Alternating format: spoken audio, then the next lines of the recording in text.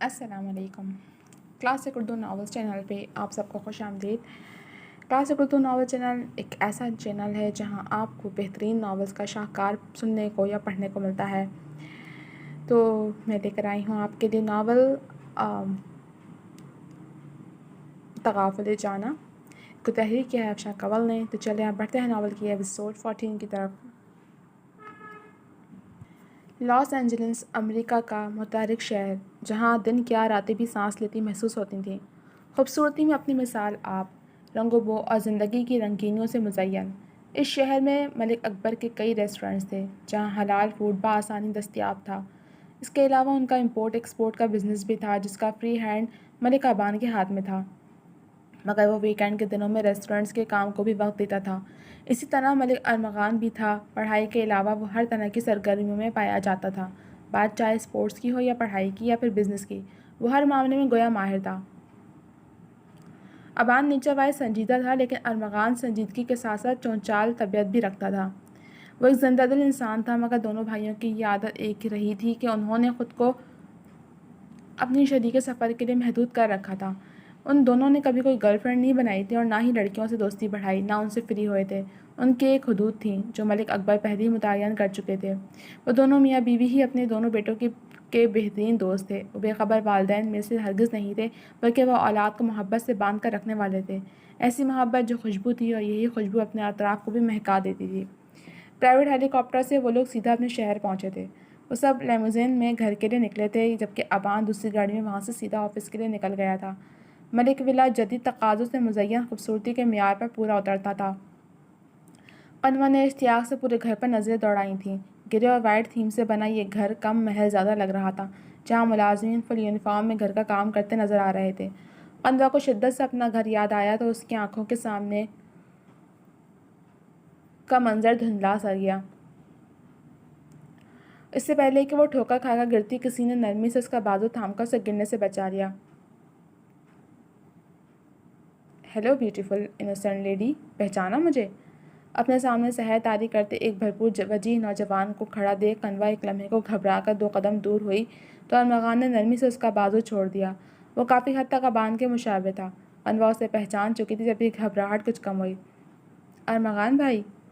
وہ اپنی نرم میٹھی آواز میں ہولے سے اس کا نام لے گئی تو غنی کی آنکھوں کا حجم صدمے کے سبب دوگنا ہو گیا، جبکہ چہرے کے تاثرات یوں تھے جیسے کڑوا بادام چبا لیا ہو۔ کیا ہوا ہے آپ کو؟ اسے ایک دم دل پر ہاتھ رکھتے دیکھ وہ روحان سی ہوتی بوکھلائی تھی۔ دیکھیں مام، یہ مجھ سے پوچھ رہی ہے کیا ہوا ہے؟ ارے اتنی حسین جمیل دوشیزہ جب مجھ جیسے ہینڈسم موسٹ چارمنگ بندے کو بھائی کہے گی تو دل تو بند ہوگا ہی نا میرا۔ فراٹے بھرتی زبان کے ساتھ وہ جی اکبر کے گلے کا ہار ہوتا اپنا سر ان کے شانے پر ڈال دیا، جو ملک اکبر کے ساتھ ہی لیونگ روم میں داخل ہوئی تھیں۔ وہ کچھ دیر کے لیے ملازمین سے گفتگو کرنے ٹھہر گئے تھے، جبکہ قنوہ اپنی دھن میں گھر کے اندر تک چلی آئی تھی۔ اب وہ دونوں ہی ارمغان کے شرارتی انداز کو انجوائے کرتے مسکرا رہے تھے، جبکہ قنوہ ہونک سی مقابل کی باتیں سمجھنے کے تگ و دو میں تھی۔ میرے لاڈلے، بھابھی کو زیادہ تنگ مت کرو، وہ بھی تمہاری ڈرامے بازیوں سے واقف نہیں ہے۔ اس کے ہلکے سے کرلی بالوں کو ہاتھ سے بکھیرتے وہ اپنے ازلی نرم شوخی بھرے لہجے میں بولی تو وہ کرنٹ کھا کر ان سے دور ہوا۔ آپ کی چند دن کی جدائی نے کیا میری مت مار دی ہے؟ بھائی کی شادی تو…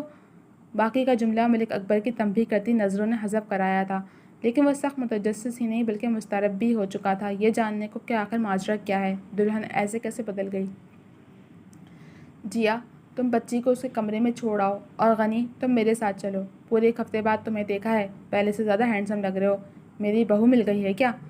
ارمغان کو اپنے پیچھے آنے کا اشارہ کرتے وہ نرمی سے جیا ملک سے مخاطب ہوتے آگے کی جانب بڑھ گئے تو ارمغان نے بھی ان کی پیروی کی تھی، جبکہ ان کے شرارتی انداز سے استفسار کرنے پر ارمغان کی نظروں کے سامنے کوئی دھندلی سی چھبی لہرائی تو وہ اس حسین تصور میں گویا پل بھر کو ڈوب کر ابھرا تھا، جبکہ جیا اکبر قنوہ کو ابان کے روم میں چھوڑ گئی تھیں، جہاں میل سرونٹ ڈریسنگ روم کی الماری میں قنوہ کا سامان مستعدی سے سیٹ کر رہی تھی۔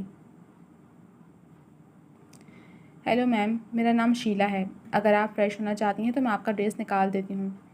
وہ شائستگی سے اردو میں مخاطب قنوہ کو خوشی سے ہمکنار کر گئی۔ اس کے مرجھائے چہرے پر ایک دم ہی رونق سی آئی تھی۔ واؤ، تم پاکستانی ہو؟ اوپر جوش سے مستفسر ہوئی تو سامنے کھڑی شیلا کو اپنی نیو مالکن بہت کیوٹ لگی، ہر بناوٹ سے پاک۔ جی نہیں، میں پاکستانی نہیں ہوں، لیکن ہماری کمپنی کی پالیسی ہے کہ جہاں ہم کام کرتے ہیں انہی کی زبان میں بات کرتے ہیں۔ ویسے میں بنگلہ دیشی ہوں۔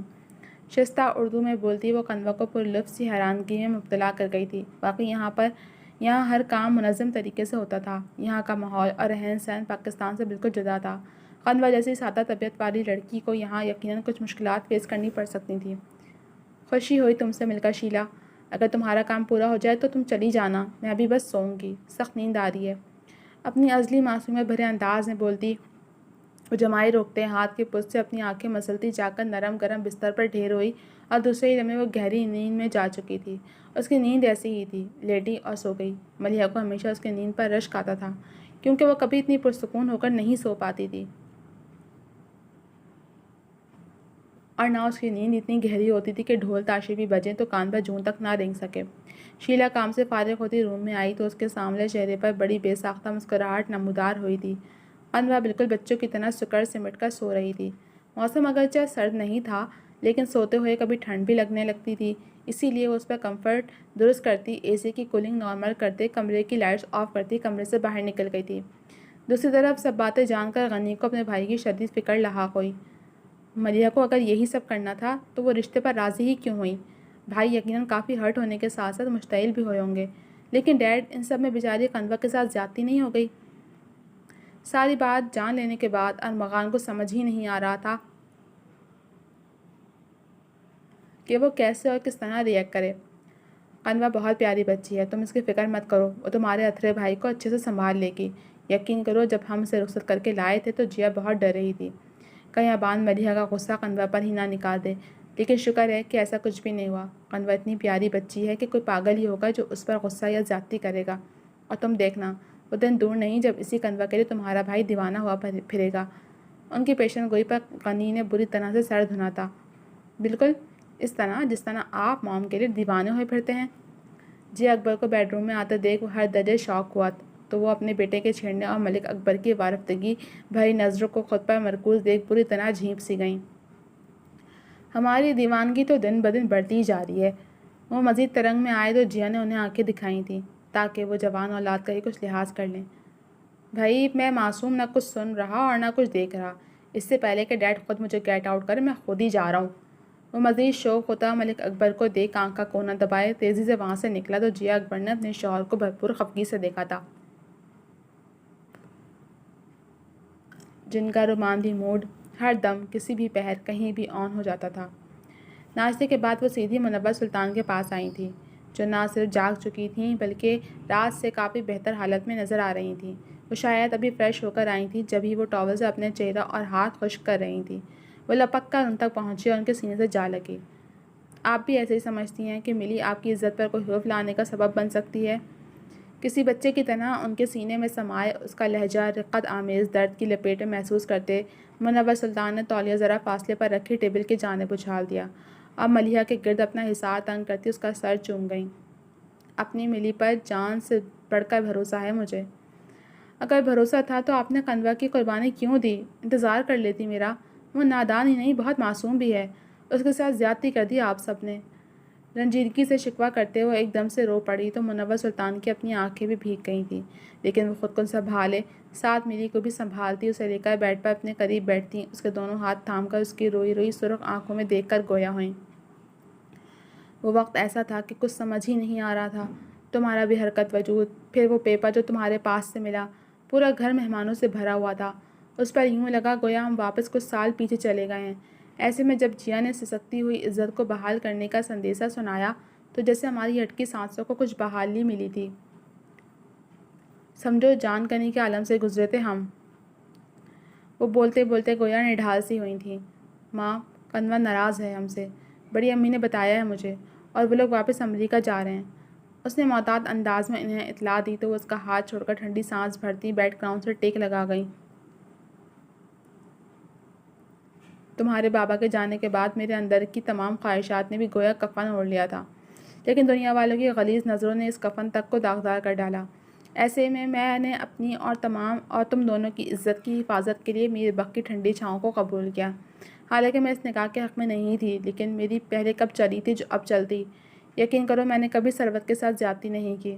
اس نکاح کے پیچھے بھی زیادہ ہاتھ اسی کا تھا۔ اس نے مجھے قائل کیا تھا کہ میں اپنی بچیوں کے لیے میر بخت سے نکاح کر لوں۔ یقین کرو ملی، تمہاری ماں خودغرض عورت نہیں تھی، نہ قابض عورت تھی۔ میں تو ایک سہمی عورت تھی جسے معاشرے کا مرد نوچ کھانے کو بےتاب تھا۔ اپنے قریبی رشتے میری عزت کو میری نظروں سے دیکھ میری جانب گرد اڑا رہے تھے۔ میں خوف کے زیر اثر پناہ میں گئی تھی۔ میں نے کبھی کسی کا حق نہیں تلف کیا اور نہ کبھی کسی سے زیادتی کی ہے۔ تو بس یہی بات میرے اطمینان کو کافی ہے کہ میں نے جب کسی کے ساتھ برا نہیں کیا تو میری بچیوں کے ساتھ بھی برا نہیں ہو سکتا۔ بے شک وقتی پریشانیاں اور مشکلات زندگی کا حصہ ہیں، لیکن تم دونوں کے ساتھ کبھی کچھ غلط نہیں ہو سکتا، یہ ایک ماں کا یقین ہے۔ نڈھال انداز میں جو بات انہوں نے شروع کی تھی، بات مکمل کرنے تک ان میں گویا نئی روح آن سمائی تھی۔ اور رہی کنوا کی ناراضگی والی بات، تو وہ بھی جلد ہی دور ہو جائے گی۔ میں ابان کو بھی جانتی ہوں اور جیا کو بھی، وہ لوگ کبھی میری بچی کے ساتھ زیادتی نہیں کریں گے۔ ان کے لہجے میں ایک یقین، ایک مان بول رہا تھا، جبکہ ملی کے اندر کنمنسی ہونے لگی تھی۔ کاش ماں میں آپ کو بتا سکتی کہ آپ کی یہ بیٹی کتنی تکلیف میں ہے۔ ایک ایک سانس مجھ پر بھاری ہے۔ محبت کو میرے گلے کا پھندا بنا کر میر ارزق نے اتنا کسا ہے کہ میں کھل کر سانس لینے کو تڑپ رہی ہوں، لیکن میری بدبختی دیکھیں کہ میں کھل کر سانس نہیں لے سکتی، نہ اپنی تکلیف کسی کو بیان کر سکتی ہوں اور نہ ہی اپنے وہ آنسو کسی کو دکھا سکتی ہوں جو اس دل پر گرتے میرے دل کو آہستہ آہستہ فنا کر رہے ہیں۔ اس کی کرب زدہ سسکیاں اور آہیں اس کے اندر ہی اندر گھٹ کر رہ گئی تھیں، مگر اسے اپنی ماں اور اس گھر کی خوشیوں کے لیے مسکرانا تھا، ورنہ اگر وہ ٹوٹتی تو کئی رشتوں نے بکھر جانا تھا۔ خود کو ہمیشہ کی طرح سنبھالتی ملیحہ نے اپنے چہرے پر اندر کا حال رقم نہیں ہونے دیا۔ چلیں آپ جا کر چینج کریں، میں جب تک ناشتہ ریڈی کرواتی ہوں۔ اپنے ازلی نرم گوئی سے مخاطب اس نے جھک کر اپنی ماں کا گال چوما تو انہوں نے جاتی ملی کو کلائی تھام کر اسے روکا۔ ملی مجھے دیکھو۔ ان کی فکر میں ڈوبی پکار پر اس کا دل چاہا کہ وہ اپنی ماں کے گلے لگ کر اپنے سارے غم آج ہی رو لے، لیکن جب وہ پلٹی تو اس سے ہونٹوں پر میٹھی مسکان رقم تھی۔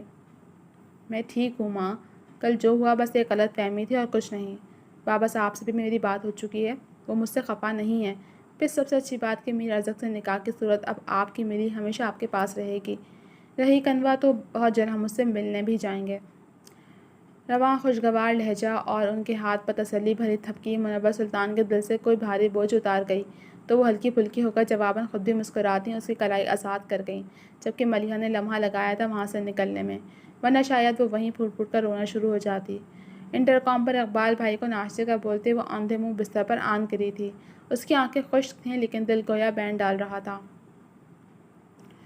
گھر آتے ہی تم آفس کے لیے نکل گئے، یہ کوئی طریقہ ہے میرے بچے؟ شام میں ملکہ بان کی آمد پر جی اکبر نے پیار بھرے انداز میں اسے سرزنش کی تو وہ وہیں ان کے قریب صوفے پر ڈھیر ہو گیا۔ پینڈنگ ورک بہت زیادہ تھا، سوچا تھا کہ بس دیکھ کر واپس آ جاؤں گا، لیکن پتہ ہی نہیں چلا اتنا وقت گزر گیا۔ اپنے درد کرتے سر پر ہاتھ کی مٹھی بنا کر مارتے وہ تھکن آلود آواز میں گویا انہیں وضاحت دیتا اس قدر پیارا لگا کہ جی اکبر نے پیار سے اس کا گال نوچ کر ٹیبل پر رکھی بیل اٹھائی اور اس کا بٹن پریس کر گئیں۔ یس میم۔ چراغ کے جن کی طرح شیلا فوراً سے پیشتر وہاں حاضر تھی۔ ابان کے لیے اسٹرانگ کافی، سینڈوچ اور سر درد کی میڈیسن ان کے روم میں بھجواؤ۔ وہ نرمی سے شیلا سے مخاطب ہوئیں تو وہ اوکے میم کہتی صورت سے واپس پلٹ گئی۔ اس کے جانے کے بعد وہ پھر سے اپنے بیٹے کی جانب متوجہ ہوئیں۔ ڈیڈ اور غنی کہاں ہیں؟